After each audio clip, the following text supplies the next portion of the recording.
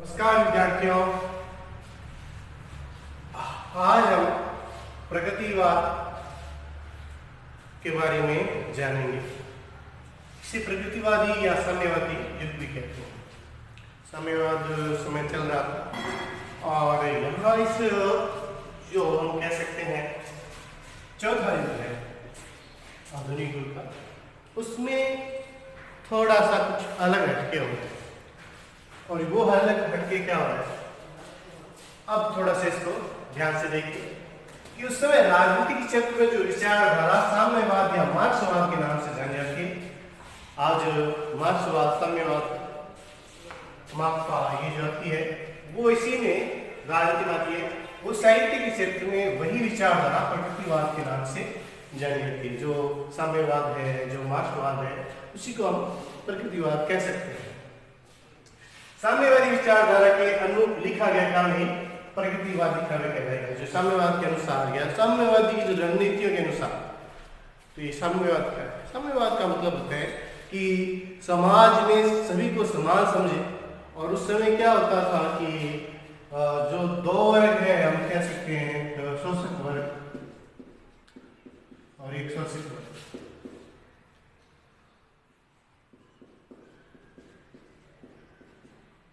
ये शोषक वर्ग है, वो शोषित वर्ग का शोषण करता था।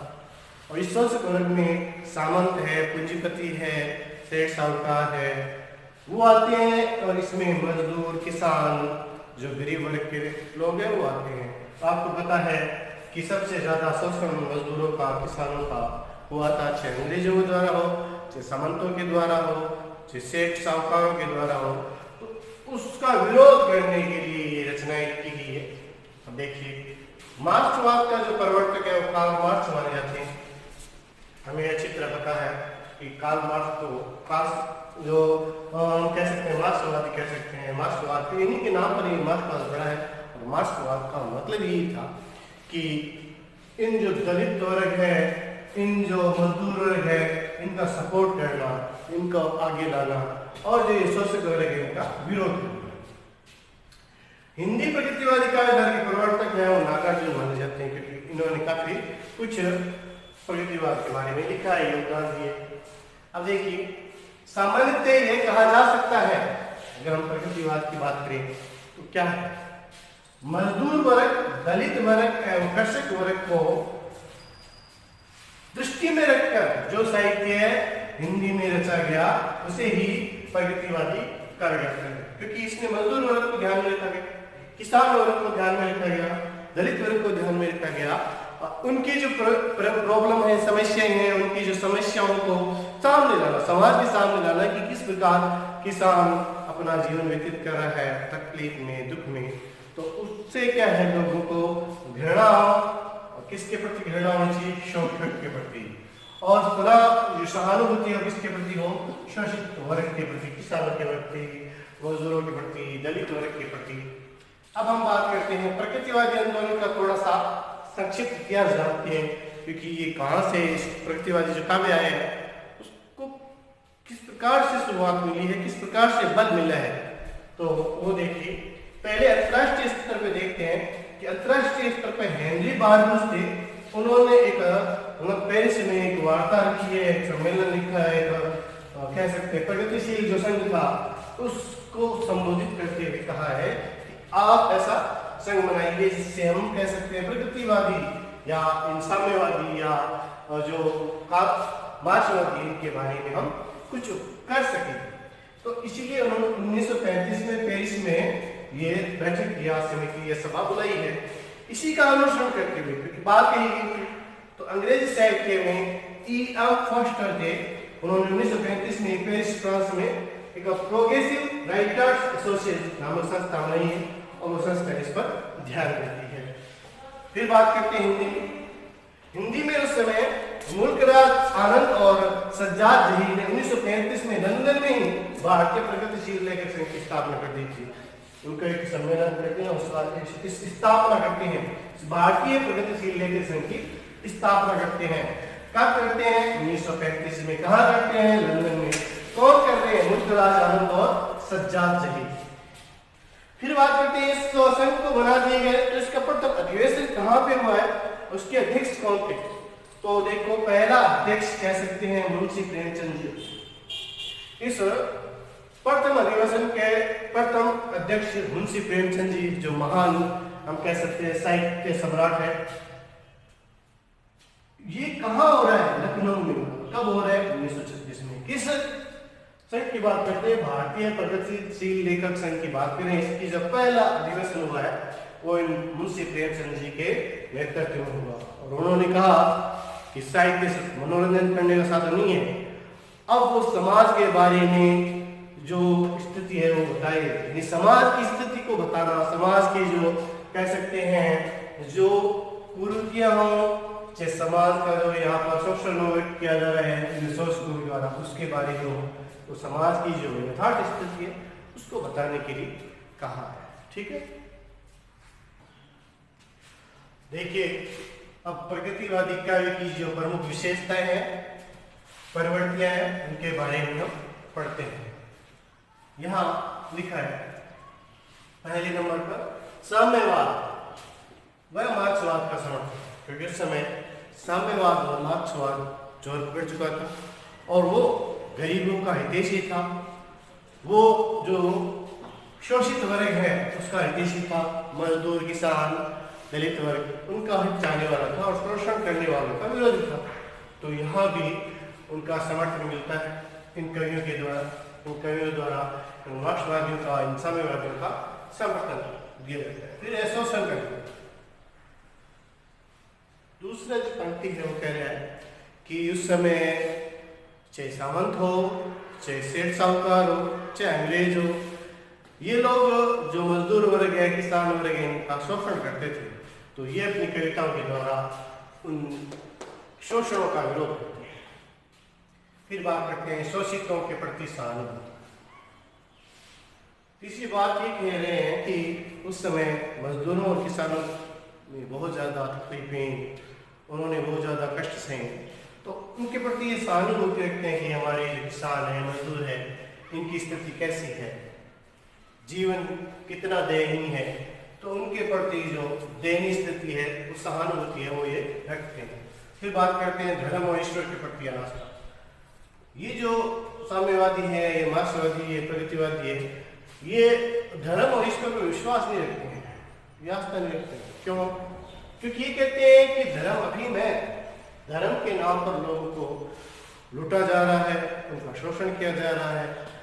और दूसरा, इतना शोषण होने के बाद में ईश्वर कोई प्रतिक्रिया नहीं कर रहा है, ईश्वर बैठा हो मौन चुपचाप ये सब कुछ देख रहा है, इसका मतलब ईश्वर नहीं है। अगर ईश्वर होता तो इतनी तकलीफें, इतनी कष्ट झेलने वाले लोगों की सहायता करता, लेकिन वो इन कष्टों को, इन तकलीफों को देखता जा रहा है। इसलिए ये लोग धर्म और ईश्वर के प्रति अनास्था रखते हैं, उनका विरोध करते हैं, उन पर आस्था या आशा नहीं रखते हैं। फिर बात करते हैं नारी का सम्मान की बात। यहाँ नारी को कोई सौंदर्य की वस्तु नहीं माना है, यहाँ नारी को सम्मान की दृष्टि से देखा गया है, उसकी यथार्थ स्थिति को बताया गया है, किस प्रकार वो दुख झेल रही है, तकलीफ झेल रही है, कष्ट झेल रही है। तो अपनी कविताओं के माध्यम से उन्होंने नारी को सम्मानीय दृष्टि से देखा है और कह सकते हैं कि जो एक सौंदर्य की वस्तु समझते थे, चाहे रीतिकाल वाले हो, चाहे छायावाद वाले हो, वैसी बातें ये नहीं करते हैं। वो नारी को एक सम्मान, माता या कह सकते हैं पवित्र वस्तु की तरह देखते हैं। फिर बात करते हैं मानव मूल्यों का प्रचार। ये जो मानवीय मूल्य हैं, आदर्श मूल्य हैं, चाहे ईमानदारी हो, चाहे परोपकार हो, ये जो मानवीय मूल्य, इनका प्रतिदर्श है कि आज हमें ईमानदारी के पथ पर, आदर्श के पथ पर, सत्य के पथ पर चलना चाहिए, तो वो इन कविताओं में मिलता है। फिर बात करते हैं जनता की भाषा में जनता की बातें। ये लोग जो अब खड़ी बोली में लिख रहे हैं, आपको पता है खड़ी बोली भी सरल रूप में होगी, आम भाषा में जो जनता की भाषा है उसी में जनता को बता रहे हैं, जनता की जो बातें हैं, जनता की जो तकलीफें हैं, जनता की जो हकीकत है वो जनता को बता रहे हैं। किस भाषा में? जनता की भाषा में। कहना है आम जनता की जो भाषा थी उसी को काव्य में प्रयोग किया गया। फिर बात करते हैं मुक्तक छंदों की प्रधानता। देखो यहाँ पर आम जनता की भाषा किस प्रकार की जो अलंकार वगैरह समास वगैरह जो होते हैं वो साहित्यिक भाषा हो जाती है, तो ये सिंपल साधारण भाषा में लोगों को समझाना चाहते हैं। और दूसरी, अब उनकी कविता पूरी तरह से छंदों से मुक्त थी। कहने का मतलब है कि जो नियमित रचनाएं लिखी जाती है वो नहीं है, यहाँ पर मुक्तक छंद यानी छंदों से मुक्त रचनाएं लिखी गई है। सामाजिक भावना का चित्रण, क्योंकि आपको पता है साम्यवाद समाज को एक करना चाहता है, सभी को बराबर सम्मान देता चाहता है, और ये कहते हैं जो भी सुख सुविधाएं हैं सबको बराबर मिलनी चाहिए। तो ये सामाजिक भावनाओं को प्रमुख अपनी कविताओं में स्थान देते हैं। एक होता है आदर्श, एक होता है काल्पनिक, एक होता है यथार्थ। तो ये काल्पनिक जीवन की बातें नहीं करते हैं, कल्पनाओं की बात नहीं करते हैं, ये यथार्थ स्थिति की बात करते हैं कि आज के युग में किस प्रकार उनका शोषण हो रहा है, किस प्रकार कह सकते हैं किसान, मजदूर और जो दलित वर्ग है उनके जीवन की स्थिति क्या है, उन लोगों की जो यथार्थ स्थिति है वो लोगों तक लाने का कार्य इन कवियों ने किया है। फिर बात करते हैं पूंजीपति वर्ग के प्रति घृणा का प्रचार। सीधी सी बात है, जहां शोषित वर्ग के प्रति प्रेम है, सहानुभूति है, यहाँ पर हम कह सकते हैं, तो यहाँ इन पूंजीपतियों के प्रति वो घृणा करते हैं। वो ये चाहते हैं कि इन पूंजीपतियों को हटा दिया जाए, या इनको कह सकते हैं इनका पद है छीन लिया जाए। सबसे ऊपर इन जो शोषित वर्ग है, मजदूर वर्ग है, जो किसान वर्ग, उसको लाना चाहिए, सबको समान स्थान मिलना चाहिए। पूंजीपतियों ने किसानों का, मजदूरों का खून चूसा है, तो इनके प्रति रोष, घृणा, क्रोध का भाव यहाँ मिलता है। विश्व बंधुत्व की भावना, राष्ट्रवाद सिर्फ अपने बारे में नहीं बात चाहते हैं, पूरे विश्व के जो मजदूर है, किसान है, वो लोग एक हो जाए और एक होकर अपना स्थान सबसे ऊपर कर लें। यानी जो ये पूंजीपति वर्ग आपका जो शोषण कर रहे हैं, उनका शोषण करने मत दो, आप सब एक हो जाओ, तो पूरे विश्व को एक साथ करने की भावना की बात यहाँ करते हैं। फिर बात करते हैं कला के प्रति नवीन दृष्टिकोण। यहाँ कविताओं में आपको कला के प्रति नवीन दृष्टिकोण, तो इन युग के जो कवि हैं, यानी प्रगतिवादी जो कवि हैं, उन्होंने कला का एक नया स्वरूप पेश किया। आज तक जो कह सकते हैं कला को सिर्फ नारी सौंदर्य का वर्णन करते हुए, प्रकृति सौंदर्य का वर्णन करते हुए बात की जाती थी, इन्होंने काव्य को उन आम जनता की भाषा बनाने की कोशिश की, आम जनता के दुखों को प्रकट करने की कोशिश की।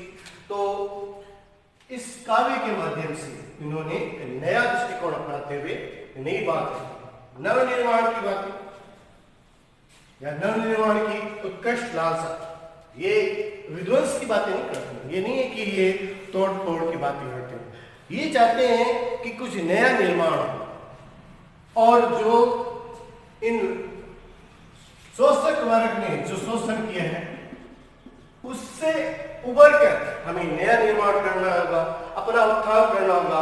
वो ये चाहते हैं कि जो शोषित वर्ग है ये आगे बढ़े और अपना उत्थान करे, कुछ नव निर्माण करे, यानी अपने इस पद को छोड़े जो ये शोषण करता रहता है, नहीं, अब हम आगे आए और अपना एक नया वर्ग बनाए।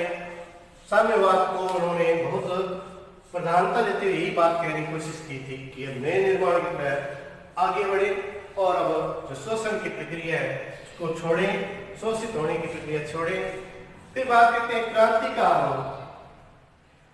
ये कहते हैं कि आप शोषण को स्वीकार मत करो, अगर आपका कोई शोषण करता है तो उसके विरुद्ध बगावत करो, उसका विरोध करो, क्योंकि हम देखते हैं कि सदियों सदियों से पहले विदेशी आक्रमणों का, फिर अंग्रेजों का, राजाओं का, सामंतों का, ये गरीब वर्ग, ये दलित वर्ग, ये किसान वर्ग शोषण सहते आए।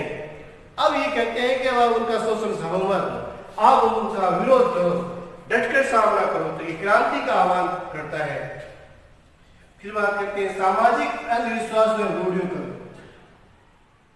जो पुरानी परंपराएं हैं, जो पुराने रीति रिवाज है, उनका विरोध करने की बात करते हैं। ये समाज में चाहे कह सकते हैं बाल विवाह हो, समाज में सती प्रथा हो, अनेक प्रकार के समय जो रूढ़ियां चल रही थी उनका विरोध करते हैं और एक नए समाज का, एक नए नवनिर्माण की बात करते हैं। ये तो प्रमुख जो विशेषता है।